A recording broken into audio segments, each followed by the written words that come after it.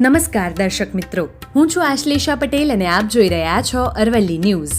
કહેવાય છે કે જ્યાં પ્રત્યક્ષ પરચો હોય ત્યાં પુરાવાની જરૂર પડતી નથી અને આવી જ એક અદ્ભુત ઘટના સામે આવી છે। અરવલ્લી જિલ્લાના મોડાસા નજીક આવેલા સ્વયંભૂ અને સૂતા હનુમાનજી મંદિર સાકરિયા ધામમાંથી, જ્યાં ભક્તિ, શ્રદ્ધા અને દાદાનો પરચો સાક્ષાત દર્શન થયો છે। મોડાસા ગોધરા હાઈવે પર મોડાસાથી માત્ર 5 કિલોમીટર દૂર આવેલ સાકરિયા ધામ, જે ગુજરાતમાં એકમાત્ર સૂતા અને સ્વયંભૂ પ્રગટ હનુમાનજી માટે પ્રખ્યાત છે। અહીં હનુમાન જન્મોત્સવ નિમિત્તે મારુતિ મહાયજ્ઞનું ભવ્ય આયોજન થયું હતું। આ મહાયજ્ઞમાં સુરેન્દ્રનગરના વતની અને હાલ સાણંદ ખાતે વસવાટ કરતા રાવલ પરિવાર યજમાન તરીકે બિરાજમાન રહ્યા હતા, પરંતુ તેમની હાજરી પાછળ માત્ર ધાર્મિક પ્રસંગ નહોતો, પરંતુ એક અનોખી અનુભૂતિ અને ચમત્કારી ઘટનાની કહાની પણ જોડાયેલી છે। પરિવારના જણાવ્યા મુજબ તેમની બહેન ગંભીર બીમારીથી પીડાઈ રહી હતી। મોટા મોટા હોસ્પિટલોમાં સારવાર કરવા છતાં પણ કોઈ ફરક ન પડતા આખો પરિવાર ચિંતામાં મુકાઈ ગયો હતો। ત્યારે પિતાએ સાકરિયા ધામના હનુમાનજી દાદા પ્રત્યે અડગ શ્રદ્ધા સાથે માનતા રાખી અને કહેવામાં આવે છે કે માત્ર એક અઠવાડિયામાં જ અચાનક પરિસ્થિતિ બદલાઈ ગઈ।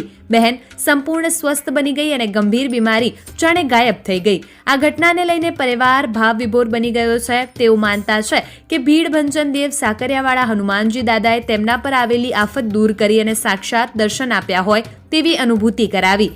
આ અનુભવ પછી રાવલ પરિવાર દાદા પ્રત્યે અખંડ શ્રદ્ધા અને આસ્થાથી જોડાઈ ગયો છે અને હનુમાન જન્મોત્સવના પ્રસંગે યજમાન તરીકે સેવા આપીને પોતાને ધન્ય માનતો ભાવ વિભોર બન્યા હતા।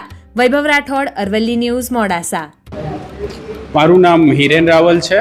આમ અમે સુરેન્દ્રનગરના વતની છીએ, પણ અત્યારે સાણંદ સ્થાયી થયા છીએ। અહીંયાનું એવું છે કે મારા ફાધર અને મારી યંગર સિસ્ટર જ્યારે બહુ જ બીમાર હતી અને એને સુરેન્દ્રનગર એડમિટ કરી। સુરેન્દ્રનગરના ડૉક્ટરોએ કીધું કે એને અમદાવાદ શિફ્ટ કરો। તો જ્યારે અમદાવાદ લાવે, 8-10 દિવસ અમદાવાદ રાખી, પણ અમદાવાદના ડૉક્ટરોએ જ્યારે હાથ ઊંચા કરી દીધા ત્યારે મારા ફાધરે અહીંયા ટેક રાખેલી અને પછી મારી યંગર સિસ્ટરને 5-7 દિવસમાં એકદમ સ્વસ્થ થઈ ગઈ।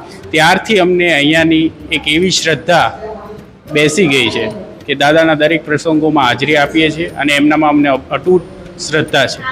અને આજે અહીંની વ્યવસ્થા, જે યજ્ઞ છે અને વાતાવરણ છે એ અતિ પાવન અને એકદમ સુંદર અને રળિયામણું છે। શું તકલીફ હતી બેનને ટીબી હતો અને બીજી હાર્ટની પણ પ્રોબ્લેમ હતી। ઠીક આસ્થા છે, એકદમ સચોટ આસ્થા કે ગમે તે કામ હોય, ગમે તે આપત્તિ આવી પડે તો દાદાને યાદ કરીએ ત્યારે એમાંથી અવશ્ય મુક્તિ મળે।